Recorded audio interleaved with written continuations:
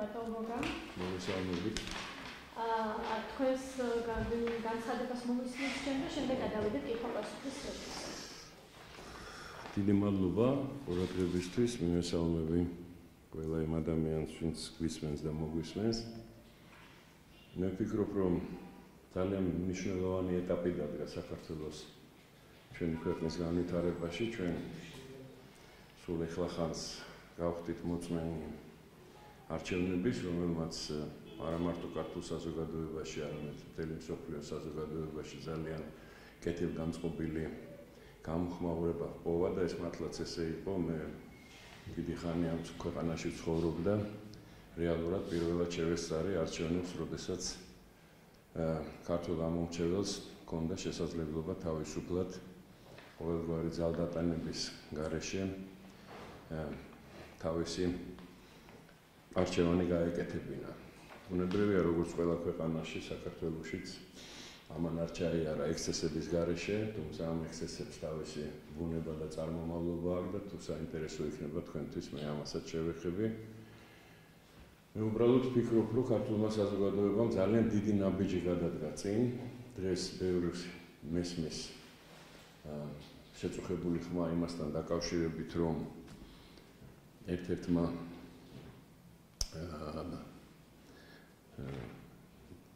ხარემ ამ არჩევნებში, რომელსაც მე პოლიტიკურ ორგანიზაციად არ ვთვლიდი და არც ვთვლი ეხლა და ვთვლი, რომ ეს ტერორისტული ორგანიზაცია ნაცმოძრაობამ თითქოს და ბევრი ხმები აიღო, მინდა გითხრათ, რომ არის აბსოლუტურად საპირისპიროდ 2000 წლის არჩევნებთან შედარებით ორჯერ ნაკლები ხმა აიღო, 400,000 ხმა დაკარგა, 450,000 ხმა დაკარგა და ეს მეტყველებს იმაზე, რომ ქართული საზოგადოება იზრდება, ქართული საზოგადოება ბრძენდება და ემსგავსება იმ საზოგადოებას, რომელსაც ხშირად ასე ვთქვათ, დასავლური ღირებულებების მატარებელს ეძახიან, ანუ ევროპულ საზოგადოებას, თუმცა რამე თუ არის დასავლური და ევროპული ღირებულებები, ეს არის ქრისტიანობა, საფუძველზეც ჩამოყალიბდა დღევანდელი სახით ევროპა და მისი მოწინავე საზოგადოება და ეს ქართველებს არავისგან არ ესწავლება.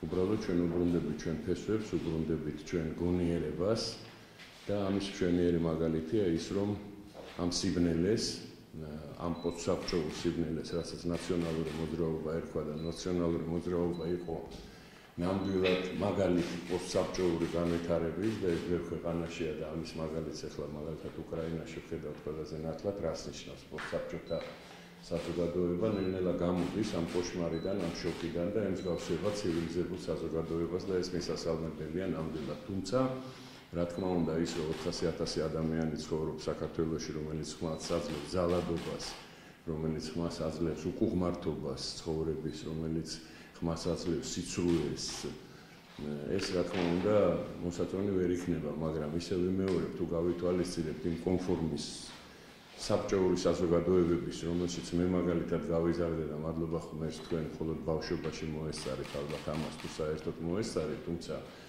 იმის ასე ვთქვათ რეციდივებს რას ნიშნავს პოსტსაბჭოთა და საბჭოთა საზოგადოება თქვენ ყველამ საკუთარ თავზე განიცადეთ და ყველაზე ნათელი იყო ის უკანასკნელი 9 წელიწადი 2012 წლამდე, რომელშიც ჩვენ ცხოვრობდით.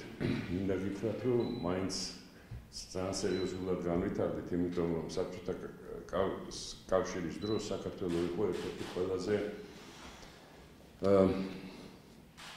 ქვეყანა, სადაც ყველაზე მეტად იყო კონფორმიზმი.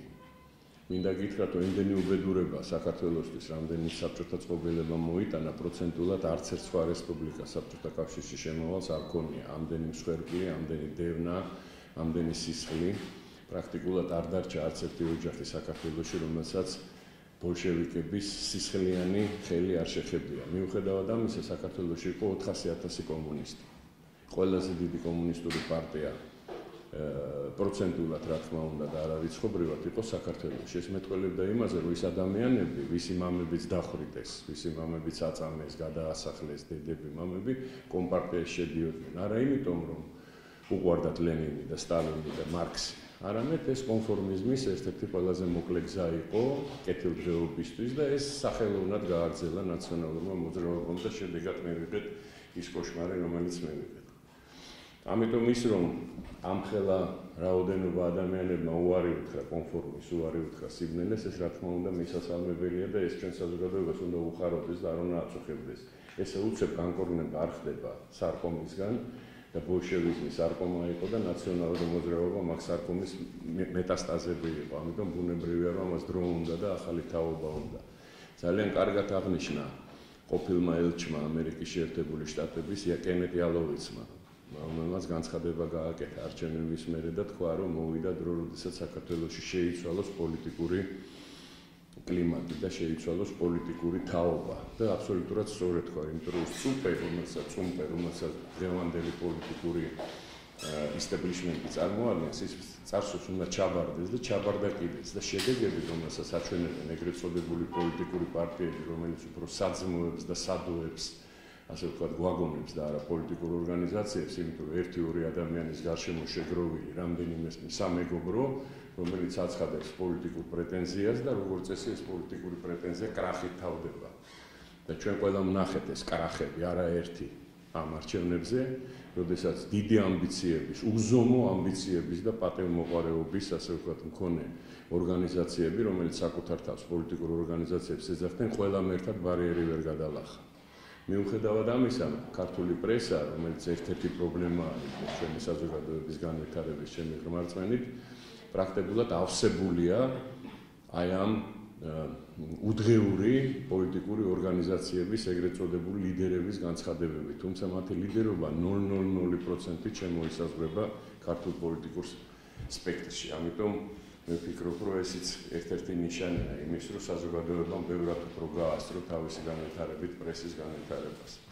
ეხლა ძირითადი საკითხები, რაც დღის წესრიგში დგას, რომ ეს არის ეგრეთ წოდებული საკონსტიტუციო კრიზისი, რომელიც შეიძლება საქართველოში მოხდეს სასაცილო პირდაპირ. ჩვენ 4 წლის განმავლობაში ყველაზე მახინჯ სისტემაში ვცხოვრობდით საკონსტიტუციაში, რომელიც შესაძლებელია არსებობდეს. ამის პრეცედენტი მსოფლიოში არ არსებობს.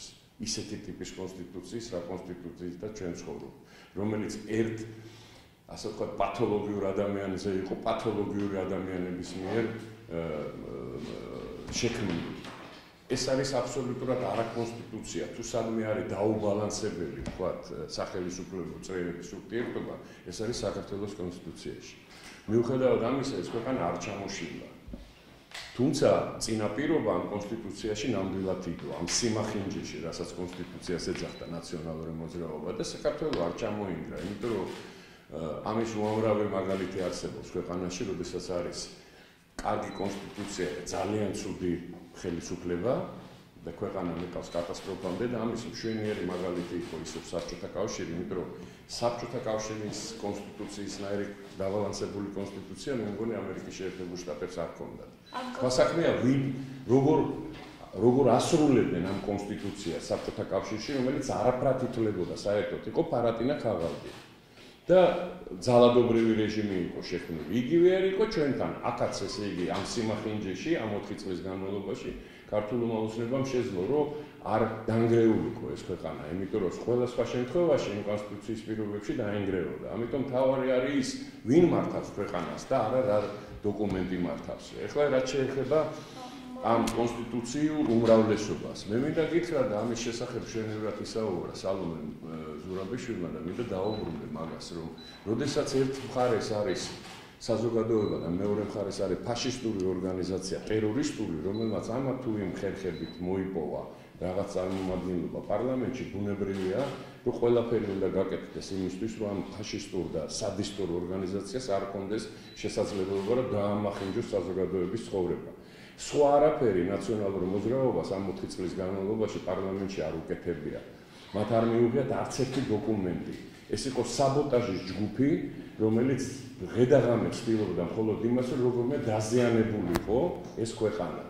თითქოს და ებრძოდნენ თავის პოლიტიკურ ოპონენტებს, რომელსაც ისინი თავის პოლიტიკურ ოპონენტებს ეძახდნენ და ებრძოდნენ ამ ქვეყანას. ყველა მათი გადაწყვეტილება, ყველა მათი ნაბიჯი მიმართული იყო საბოტაჟისკენ. მადლობა ღმერთს, რომ ეს წარმომადგენლობა არა 40%-იანია, როგორიც იყო წინა პარლამენტში, არამედ უფრო ნაკლები და ეს საცეცები, რომელიც მათ ჰქონდათ, არის საგრძნობლად მოჭრილი.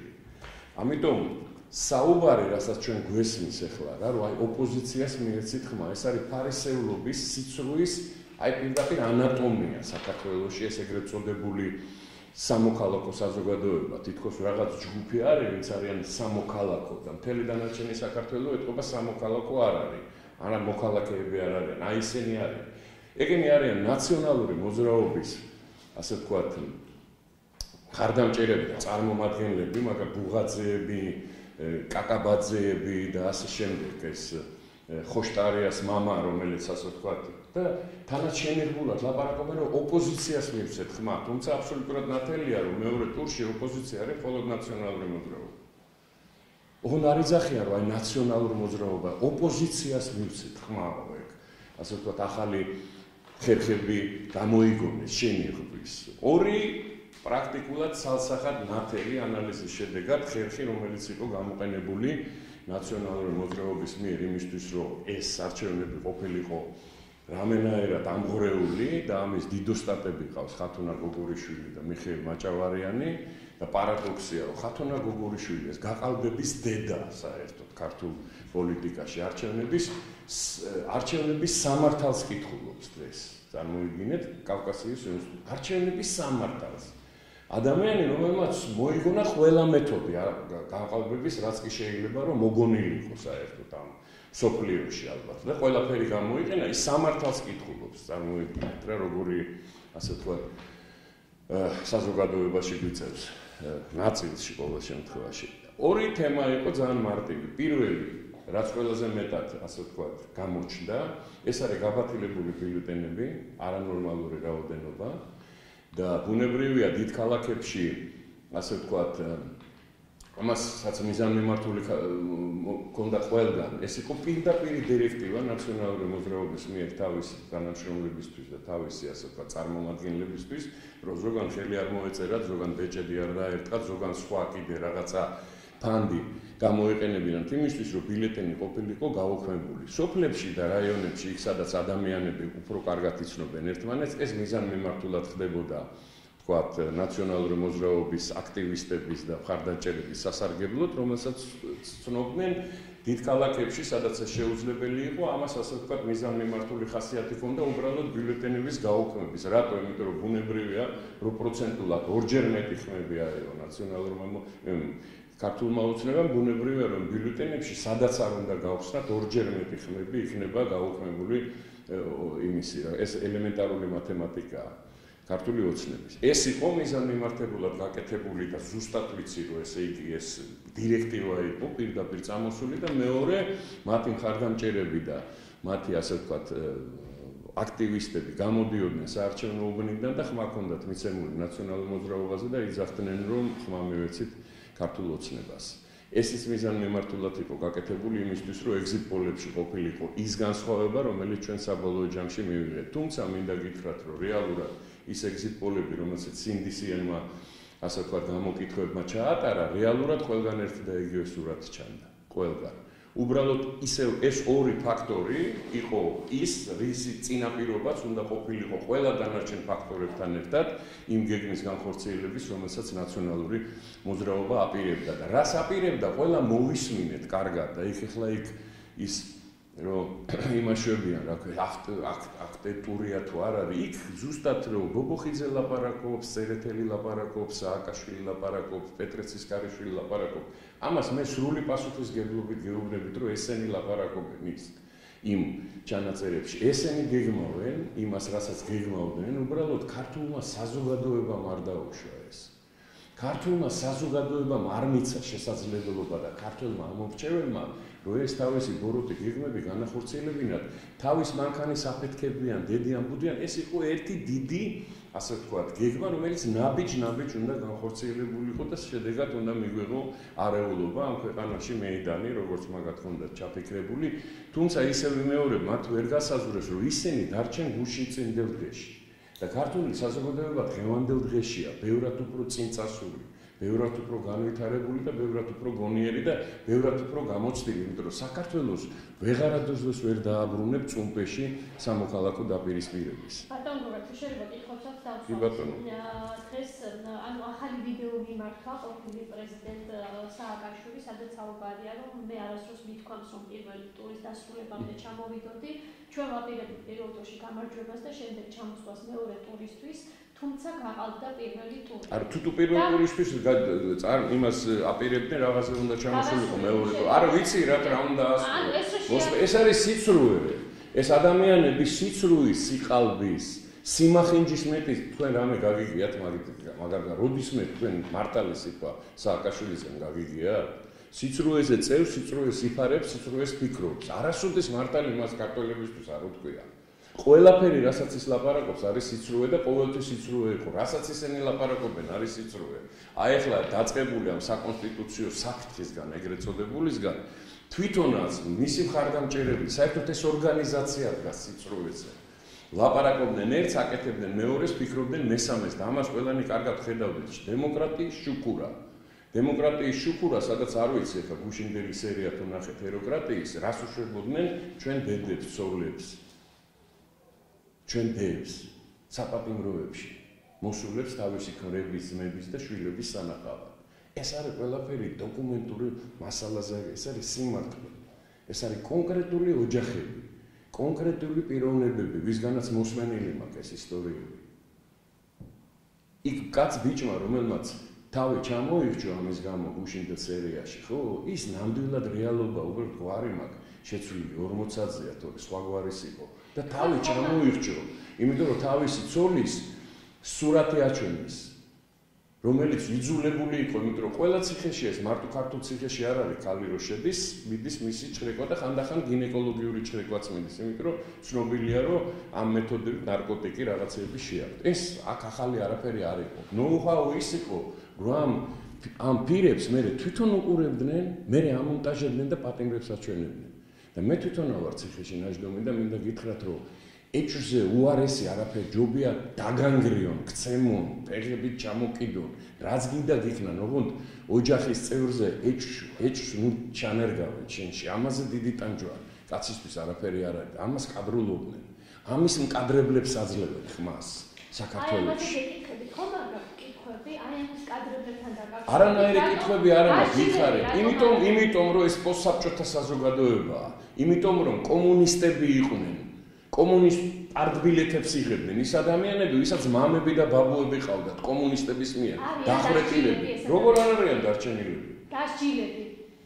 ნაწილი არიან, ნაწილი არ არიან და ეხლა ამასთან დაკავშირებით არ შეიძლება რო აუხსნა. ეხლა იცით რა არის? ისევ ვიმეორებ, მე თქვენ საწყენად არ ვამბობ, მაგრამ პრესა ძალიან ჩამორჩა ქართული საზოგადოების განვითარებას.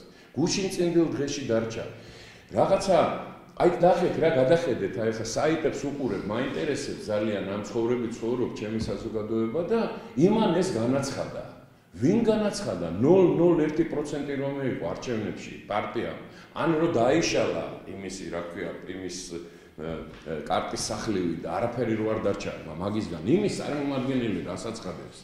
რუსეთთან მიმართებაში ნინო გოგუაძემ გამოაცხადა, რომ რუსეთი ვინ არის ნინო გოგუაძე? დაშლილი ჩამოშლილი პარტიის უდგეური წარმომადგენელი. რაში აინტერესებს საზოგადოებას რუსეთზე, რას ფიქრობს თინათინ სასარაშვილი? ვინ არის თინათინ სასარაშვილი? რაში აინტერესებს პოლიტიკურ წრეებს ამ საზოგადოებას, მაგრამ მაინც მიზანი აი იმან ეს თქვა. ეს იცით როგორ ეს მეტყველებს იმაზე რომ არ შეიძლება უნდა გავიზარდოთ ცოტა სერიოზულ საკითხებზე. აი მე პრესას რატომ მოვედი თავარი, რა უნდა მეკითხა თქვენთვის? აი არავის არ შეგაწუხათ თქვენ რომ ოლ მედია რაღაცა ბურუსით მოცული პრესის წარმომადგენელი, თქვენი კოლეგები, ქონდა 3400 აკრედიტაცია არჩევნებზე. ამ ოლ მედიას არაა გაკეთებული არც ერთი ანგარიში, არც ერთი სტატია. არც ერთი ნარკვევი არჩევნებზე. 3400 კაცი ყავდა წარმოდგენილი საარჩევნო უბნებზე, ერთ-ერთი ჟორიკა რურუა, ბანდიტი, ყაჩაღი, საძმოს მეთაური ერთ-ერთი, რომელსაც ბოროტებს ეძახდნენ საქართველოში და თელმა თბილისმა იცის, რომ ააწიოკეს ეს ქვეყანა, არ დატოვეს ოჯახი ვერაზე, ვაკეში, რომ არ გაეძართვათ, გაეყაჩაღებინა. ეს კაცი აი ამ ოლ მედიის ვაჯით შედის საარჩევნო უბნებზე და მასთან ერთად 3400 მისნაირი ადამიანი. რატომ მისცა სხვა საქმეა? ეს გავარკვიოთ. თქვენ რატო პრესამ რატო არ ატეხეთ? ეგ ხო თქვენი კოლეგები არიან. თქვენ ოჯახში მოხდა ეს ამბავი, ხო? არ გაწუხებს? არ აწუხებს საიტებს. აი ყველაზე განთქმულ საიტებს. ერთი ყველაფერი წერია, გოგუაძემ რა თქვა სასარაშვილმა, მასარაშვილმა, მისარაში იმან რა თქვა, ვინც ყველაფერი წერია გარდა ამისა. ეს არავის არ აწუხებს. 3400. ეს არის საბოტაჟის ჯგუფი, სპეციალურად შექმნილი, რომელიც მხოლოდ იმით იყო დაკავებული, რომ როგორმე ხელი შეეშალა, გამოეწვია რაღაცა დაპირისპირა უბანზე, რაღაცნაირად ჩირკი მიეწყო ამ არჩევნებისთვის, რომელიც ძალიან მნიშვნელოვანი იყო ჩვენი ქვეყნისთვის. არა ქართული ოცნებისთვის, არამედ ყველა ჩვენთაგანისთვის, ყველა ჩვენი ოჯახისთვის, იმიტომ რომ ამ არჩევნებზე იყო დამოკიდებული, გვექნება თუ არა შესაძლებლობა, რომ ევროპის სრულყოფილი წევრები გავხდეთ, იმიტომ რომ ჩვენ დავიმსახურებთ ეს დიდი ხანია. ჩვენი განვითარებით, ჩვენი მენტალობით, ჩვენი ისტორიული წილით, რაც მსოფლიო განვითარებაში შეიტანა საქართველოს საუკუნეების მანძილზე. ამისგან იყო დამოკიდებული, ამის საწინააღმდეგოდ იყო მანქანის აფეთქებები, მეიდანის ჩაფიქრებები, ეს ოლმედიის მოქმედებები და ეს ჩვენ ნაკლებად ვსჯელობთ ამაზე. არც ხო არის რაღაცა მედიის საბჭო, მედიის რაღაცეები, ვინც იქ ასე სჯელობენ იმის შესახებ როგორ უნდა ვითარ. ეს რატო არ დააინტერესა? არა, ვინ არის ეს ოლმედია? რასთან?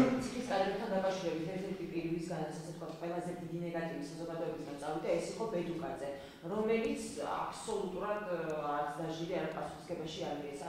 პასუხისგებაში მიეცა?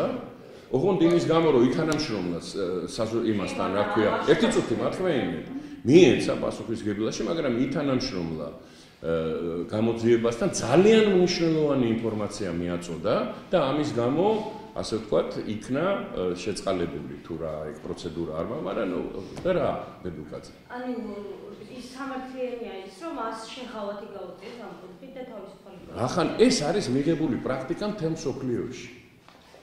მთელ მსოფლიოში მიღებული პრაქტიკა, როცა თანამშრომლობს გამოძიებასთან და აწვდი ინფორმაციას, რომელიც საშუალებას გაძლევს, რომ ბევრად უფრო დიდი დანაშაული გამოაშკარავო, მაგ დროს ეგეთი ხერხი ეხლა სამართლიანია თუ არა, ყველა ადამიანმა თავისთვის გადაწყვიტოს ეს. კანონის ფარგლებში ჯდება, ესეთი პრეცედენტები მსოფლიოს ახსოვს, ძალიან ხშირად და განსაკუთრებით ხშირად ხდება ეს ამერიკის შეერთებულ შტატებში, როდესაც მაფიის წარმომადგენლებს, ვისაც ასობით და ათასობით ადამიანის სიკვდილში აქვს, ასე ვთქვათ, ბრალი წაყენებული, მხოლოდ იმის გამო, რომ ის ჩვენებას აძლევს, არა მარტო ან თავისუფლებას, პასუხისმგებლობას, არამედ სპეციალური პროგრამები აქვს, გვარს უცვლიან, სახელს უცვლიან, სხვაგან გადაყავთ საცხოვრებლად და უვლის სახელმწიფო. ეს მიღებული პრაქტიკაა. რა თქმა უნდა, მოსაწონია, მე მინდა გითხრათ, რომ ბუნებრივია, რომ ძალიან დიდი დანაშაულის თანამონაწილეა, მაგრამ მინდა გითხრათ, რომ იმის გამოტანა იქიდან მისი სიცოცხლე, მისი ოჯახის სიცოცხლე საფრთხის ქვეშ დააყენა. და თქვენ წარმოგიდგენიათ, რა დღეში ჩააგდებდნენ ბედუკაძეს იმ ჯურნალებში, რომ დაეჭირათ იმ კასეტებით, როდესაც მას გამოქონდა ეს კასეტები. თუნდაც მხოლოდ ეს, ისე ვიმეორებ, ყველა ადამიანმა თავისთვის გადაწყვიტოს. თუნდაც მხოლოდ ეს ფაქტი, რომ ადამიანმა სიცოცხლე დააყენა, არა მარტო სიცოცხლე, არამედ ტანჯვა წამება საკუთარი. ხო, აძლევს საბაბს გამოძიებას, რომ მოიქცეს ისე როგორც მოიქცა. ისე ვიმეორებ, ბედუკაძე რო არა, ჩვენ ბევრ ამას ვერ გავიგებდით, რაც იქნებოდა. თუმცა, რა თქმა უნდა, განსაკუთრებით ღმერთის წინაშე, თავისი ოჯახის წინაშე, ის რაშიც მას მონაწილეობა მიღებული, იმან გაარკვიოს ეს ურთიერთობა თავის სიმდისთან, ღმერთთან და თავის ოჯახთან. ერთად კითხავთ ამ კონსტიტუციის თემასთან დაკავშირებით პრემიერ-მინისტრის ინიციატივა საკონსტიტუციო ჯგუფის შექმნაზე და ამას მოყვა უმრავლესობის შეფასებები. კერძოდ საუბარია, რომ სახელმწიფო კომისია პარლამენტში უნდა შეიქმნეს, რადგანაც ქვეყნის საკანონმდებლო ორგანო არის ყველაზე მეტი ლეგიტიმაციის. საუბარი არ არის, ეს წესია, აბა ამას არ უნდა შეიქმნა. თუ პრეზიდენტი ამ საქმეში ჩაერთვება, მას შეუძლია მხოლოდ ვეტოს უფლებით ჩაერთვას. არა, ეგ არ ვიცი, მე კონსტიტუციალისტი არა ვარ და ეგ იმათ გითხეთ, ვინც ეს იცის, მაგრამ რამდენადაც მე ვიცი, მე ხა ორი მოწვევის პარლამენტის დეპუტატი ვარ, ორივეჯერ ვარ თქვი პარლამენტ შესვლაზე, მაგრამ ასე ვთქვათ, ასე თუ ის. ეს აბას კონსტიტუციის განახლება, კონსტიტუციის მუშაობა, ეს არის პარლამენტის პრეროგატივა და არა პრეზიდენტის. ეხლა პრეზიდენტი ამ ქვეყანაში იმ მახენჯი სისტემით, რომელშიც ჩვენ დღემდე გვაქვს კონსტიტუციაში, აბსოლუტურად გაურკვეველი ფიგურაა. ისედაც გაურკვეველი ფიგურაა ჩემთვის, მაგრამ მით უმეტეს, ვთქვათ, კონსტიტუციურად გაურკვეველი ფიგურაა. რა უფლებამოსილებები გააჩნია, რა არ გააჩნია, საერთოდ რა ხდება იქ ძალიან ძნელად თუ გაერკვევა კაცი, მაგრამ თუ კონსტიტუციის, ასე ვთქვათ, გადამუშავებაზეა საუბარი, რა თქმა უნდა, ეს პარლამენტში უნდა შეიქმნას და არა სხვაგან. ეხლა პრეზიდენტს შეუძლია ნებისმიერი ჯგუფი შექმნას. არავინ ხელს რა ჯგუფიც უნდა ის ჯგუფი შექმნას, მაგრამ იმაზე კონსტიტუციის, ასე ვთქვათ, გაკეთილშობილებაზე უნდა იმუშაოს საპარლამენტო კომისიამ და არა რაიმე სხვა.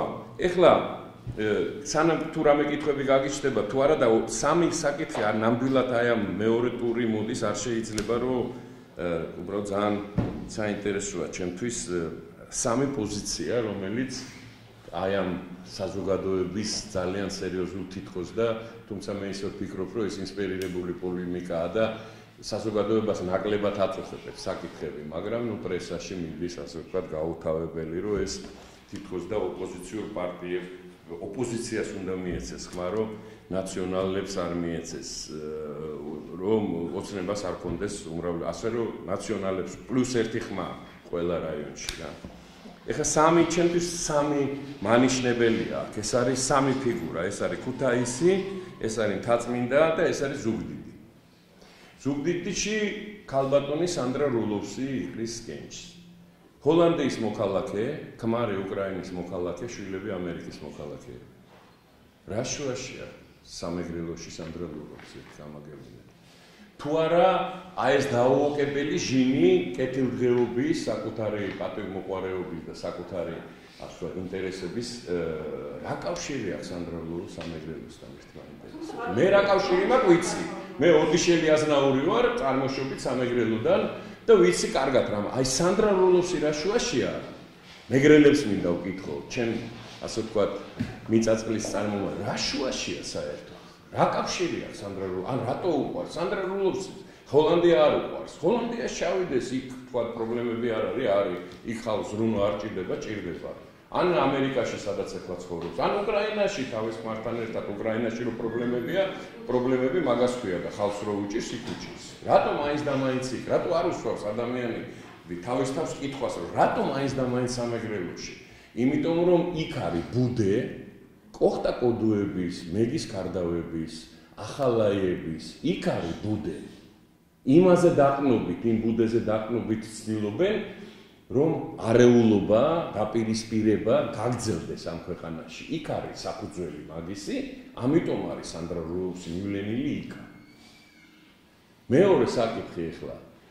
რესპუბლიკელები ჩემთვის ძალიან ახლო ადამიანები, ჩემი ძმა რესპუბლიკური პარტიის თავმჯდომარე იყო წლების მანძილზე და წევრი მაგ პარტიის და ასე ვთქვათ, გაკვირვებულები არიან იმ შედეგით, რა შედეგიც მეც გაკვირვებული ვარ, ოღონდ საპირისპირო მხარეს. როდესაც ჩემი პარტიის წევრი ქალბატონი კორძაია გამოდის და იძახის, რომ გიგი წერეთელს უნდა აირჩევდა, გიგი წერეთელს. აირჩევდა, არ უნდა გაგიკვირდეს, რომ ამ შედეგს მიიღებ, რა შედეგიც მიიღე. იმიტომ რომ გიგი წერეთელი არის კონფორმიზმის განსახიერება. ეგ ადამიანი იყო კონკავშირის წევრი, პარტკავშირის წევრი, მოკკავშირის წევრი და ნაცკავშირის წევრი და დაწყებული კონკავშირობიდან დღემდე სუხელისუფლებაშია.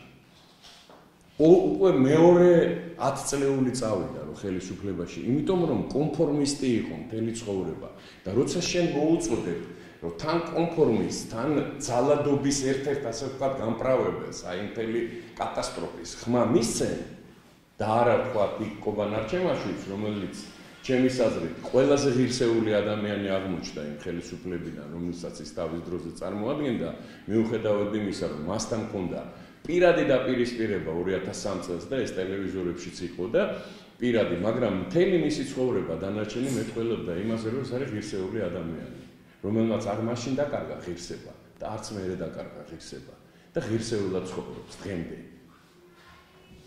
და აი ამ ორ არჩევანში, როცა არჩევანს წერეთლისკენ აკეთებ, მაშინ მიიღებ იმ შედეგს არჩევნებზე, რა შედეგიც მიიღო რესპუბლიკურმა პარტიამ. ეს პირველი.